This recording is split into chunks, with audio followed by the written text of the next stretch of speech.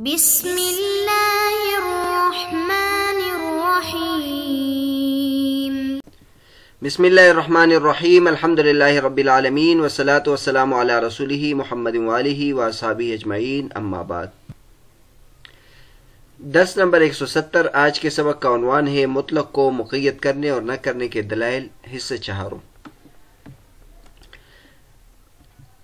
پچھلے سبق میں علامہ صدر الشریعہ رحمۃ اللہ علیہ نے ان حضرات کے دلائل کے جوابات دیے تھے جو یہ کہتے ہیں کہ مطلق کو مقید پر محمول کیا جائے گا، جیسے کہ شوافع کا مسلک ہے کہ اگر قیاس تقاضا کرے کہ مطلق کو مقید پر محمول کیا جائے تو پھر مطلق کو مقید پر محمول کیا جائے گا، اور ان کے جو دلائل تھے اس کے بارے میں پچھلے سبق میں تفصیل کے ساتھ گزر چکا۔ آج کے سبق میں ان سے متعلق بعض دیگر باتیں ہیں وہ ذکر فرما رہے ہیں۔ سب سے پہلے تو ایک اشکال ان کی طرف سے وارد ہوتا ہے، جو حضرات یہ کہتے ہیں کہ مطلق کو مقید پر محمول کرنا چاہیے اور احناف مطلق کو مقید پر محمول نہیں کرتے، تو ہم پر اعتراض کرتے ہیں کہ بعض جگہ میں آپ بھی مطلق کو مقید پر محمول کر لیتے ہیں اور قیاس کے ذریعے سے اس کو خاص کر دیتے ہیں، تو اس کا ذکر کر رہے ہیں، اس اعتراض کو ذکر کر رہے ہیں اور مصنف اس کا جواب دیتے ہیں۔ فرماتے ہیں وَلَيْسَ حَمْلُ الْمُطْلَقِ عَلَى الْمُقَيِّدِ كَتَخْصِيصِ الْعَامِ كَمَا زَعَمُوا لِيَجُوزَ بِالْقِيَاسِ هذا جواب عن الدليل الذي ذكر في المحصول على جواز حمل المطلق على المقيد إن اقتضى القياس حمله، وهو أن دلالة العام على الأفراد فوق دلالة المطلق عليها، لأن دلالة العام على الأفراد قصدية ودلالة المطلق عليها ضمنية، والعام يخص بالقياس اتفاقا بيننا وبينكم، وهو أن دلالة العام على الأفراد فوق دلالة المطلق عليها، لأن دلالة العام على الأفراد قصدية ودلالة المطلق عليها ضمنية، والعام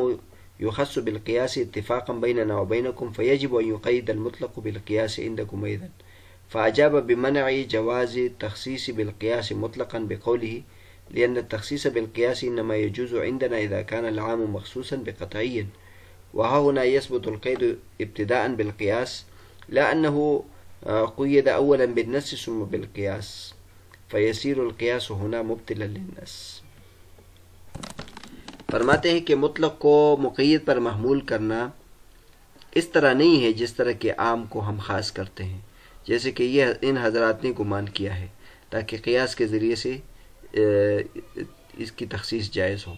یہ جواب ہے اس دلیل سے جس کو محصول میں ذکر کیا گیا ہے کہ مطلق کو مقید پر محمول کرنے کے جواز کے بارے میں، کہ اگر قیاس اس کا تقاضا کرے، اور وہ یہ ہے کہ اشکال یہ ہے کہ عام کو اپنے افراد پر دلالت کرنا، عام کا اپنے افراد پر دلالت کرنا یہ مطلق کا اپنے افراد پر دلالت کرنے سے اوپر ہے، کیونکہ عام کی دلالت اپنے افراد پر بالقصد ہوتی ہے اور مطلق کی اس پر دلالت ضمنی ہوتی ہے، اور عام کو قیاس کے ذریعے سے خاص کیا جاتا ہے آپ کے اور ہمارے درمیان یہ بالاتفاق، لہذا مطلق کو بھی مقید کرنا چاہیے قیاس کے ذریعے سے تمہارے نزدیک بھی۔ تو مصنف نے اس کا جواب دیا ہے کہ ہم عام کو قیاس کے ذریعے سے مطلقاً تخصیص نہیں کرتے، کیونکہ تخصیص قیاس کے ذریعے سے اس وقت ہمارے نزدیک جائز ہے کہ جب کہ وہ عام پہلے قطعی کے ذریعے سے مخصوص ہو، اور یہاں تو جو قید ثابت ہوتا ہے وہ ابتداءً قیاس کے ذریعے سے ثابت ہوتا ہے، نہ کہ پہلے یعنی نص کے ذریعے سے مقید ہوتا ہے پھر قیاس کے ذریعے سے، لہذا یہاں قیاس نص کو باطل کرنے والا ہوتا ہے۔ شوافع یہ ہم پر اعتراض کرتے ہیں، یا وہ اس کو بھی دلیل کے طور پر ذکر کرتے ہیں کہ آپ بھی تو قیاس کے ذریعے سے عام کی تخصیص کرتے ہیں، حالانکہ جو عام ہوتا ہے یہ مطلق سے زیادہ قطعی ہوتا ہے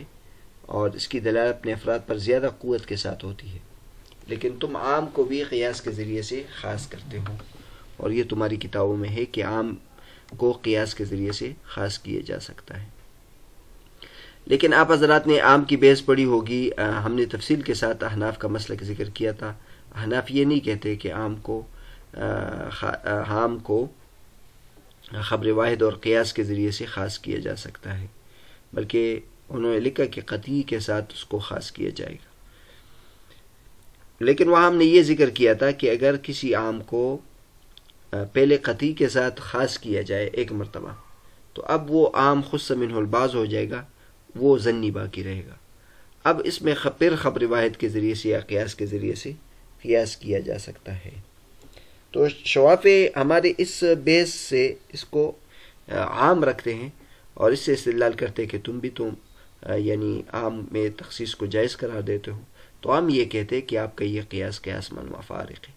مطلق کو مقید پر محمول کرنا جائز نہیں ہے، کیونکہ مطلق کو مقید پر جو ہم محمول کرتے ہیں تو یہ تو براہ راست قیاس کے ذریعے سے آپ کرتے ہیں، دلیل قطعی کے ذریعے سے آپ خاص نہیں کرتے۔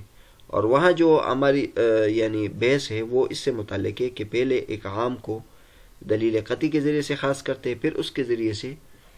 اس کے بعد خبر واحد یا قیاس کے ذریعے سے ہم خاص کر سکتے ہیں۔ تو یہ بات ہے کہ قیاس کے ذریعے سے جو تخصیص ہوتی ہے وہ ہمارے نزدیک تب جائز ہے کہ جب وہ عام پہلے قطعی کے ساتھ خاص ہو۔ اور یہاں تو مطلق کے مسئلے میں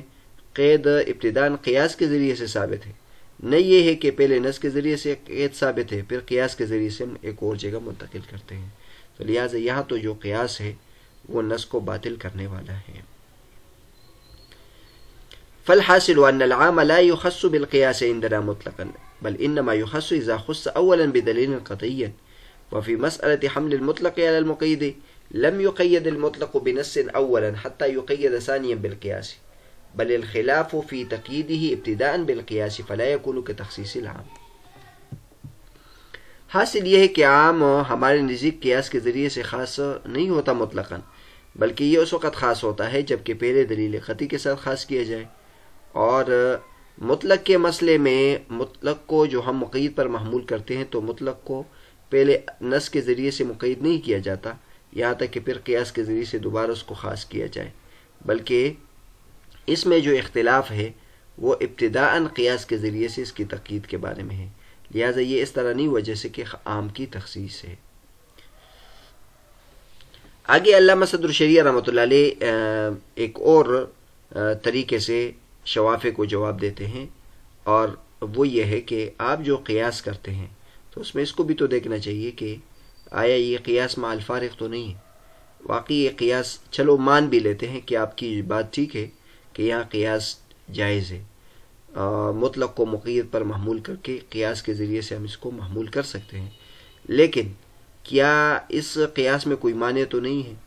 اور قیاس میں جب کوئی فارق چیز موجود ہے تو پھر قیاس نہیں ہو سکتا۔ تو علامہ صدر الشریعہ رحمۃ اللہ فرماتے کہ قتل اور یمین کا جو مسئلہ ہے اس میں قیاس مع الفارق بھی موجود ہے، لہذا یہاں قیاس نہیں کیا جا سکتا۔ فرماتے ہیں وقد قام الفرق بین الکفارات فإن القتل من اعظم الكبائر لما ذكر الحكم الكلي وهو ان تقييد المطلق بالقياس لا يجوز تنزل الى هذه المسألة الجزئية وذكر فيها مانعا آخر يمنع القياس وهو ان القتل من اعظم الكبائر فيجوز ان يشترط في كفارته الإيمان ولا يشترط فيما دونه فإن تغليظ الكفارة بقدر غلظ الجناية۔ اور تحقیق سے کفارات کے درمیان فرق بھی قائم ہے، کیونکہ قتل من اعظم الکبائر ہے، سب سے بڑا کبیرہ گناہ ہے۔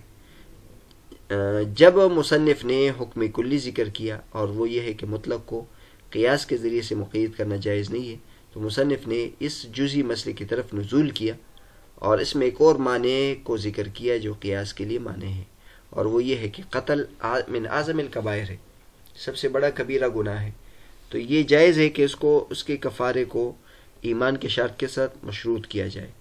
اور اس کے جو نیچے کفارات ہے اس میں مشروط نہ کیا جائے، کیونکہ کفارے کو کا سخت کرنا یہ جنایت کے سخت کرنے کے بقدر ہوتا ہے۔ علامہ صدر الشریعہ رحمۃ اللہ علیہ اس عبارت میں فرماتے ہیں کہ شوافع جو کفارے قتل پر کفارے یمین کو قیاس کرتے ہیں اور مطلق کو مقید کرتے ہیں تو اس کا ایک اور جواب دیتے ہیں، اور یہ جو جواب ہے یہ نزولی جواب ہے۔ نزولی جواب مطلب یہ ہے کہ جو آپ اپنے مد مقابل سے بعض باتوں میں اتفاق کر دے اور اس کو تسلیم کر دے، آگے چلے، اگرچہ وہ آپ کو مسلم نہیں ہے اور آپ اس پر بھی اعتراض کرتے، لیکن آپ کبھی کبھی اس کو نظر انداز کر دیتے ہیں اور ایک اور خرابی ان کے کلام میں یا ان کی بات میں نکال لیتے ہیں۔ تو یہاں مصنف نے یہی کیا ہے کہ جو آپ نے کفار یمین کو کفار قتل پر قیاس کیا ہے، تو اولاً تو یہ اصولی طور پر یہ قیاس کرنا بھی ٹھیک نہیں، لیکن اگر مان بھی لے قیاس کرے تو یہ قیاس مال فارق ہے۔ وہ اس طرح کے قتل جو ہے وہ یہ عظیم گناہ ہے، اور قتل یمین سے ایک کوئی قسم کھا لے کہ میں یہ کام کروں گا اور پھر وہ قسم توڑ دے، تو یہ اگرچہ گناہ ہے لیکن قتل جیسی گناہ نہیں ہے، جیسا گناہ نہیں ہے۔ قتل عظیم کبائر میں سے ہے، قتل بہت بڑا گناہ ہے، اور یہ اصول طے شدہ ہے کہ اللہ تبارک و تعالی سزا جنایت کے بقدر دیتے ہیں، جتنی جنایت ہو اتنی سزا ملتی ہے۔ تو اللہ تبارک و تعالی اس میں ایک قوی احتمال ہے کہ اللہ تبارک و تعالی نے جو قتل کے کفارے کو ایمان کے ساتھ مقید کیا ہے، تو اس کی وجہ یہی ہے کہ وہ عظیم گناہ ہے، اور یمین کا جو مسئلہ ہے وہ اس کے بنسبت زیادہ بڑا گناہ نہیں ہے، لہٰذا اس میں اللہ تبارک و تعالی نے اجازت دی کہ اس میں مؤمن ہو یا غیر مؤمن ہو۔ تو فرماتے ہیں وقد قام الفرق بین الکفارات، کفارات میں فرق ہے کیونکہ قتل یہ کبیرہ گناہ ہے۔ تو جب مصنف نے حکم کلی ذکر کر دیا کہ مطلق کو قیاس کے ذریعے سے جائز نہیں ہے، تو مصنف نے یہاں نزول کر دیا اس جزئی مسئلے کی طرف، اور اس میں ایک اور معنی ذکر کر دیا جو قیاس کے لیے معنی ہے، اور یہ ہے کہ قتل من آدم الکبائر ہے، تو یہ جائز ہے کہ اللہ تبارک و تعالیٰ نے اس کے کفارے میں ایمان کی شرط لگائی ہو، اور اس سے جو نچلے درجے کے گناہ ہے اس میں شرط نہ لگائے، کیونکہ کفارہ کی جو سختی ہوتی ہے وہ جنایت کی سختی کے بقدر ہوتی ہے۔ یہاں تک ایک بات مکمل ہو گئی۔ بہرحال مصنف نے جو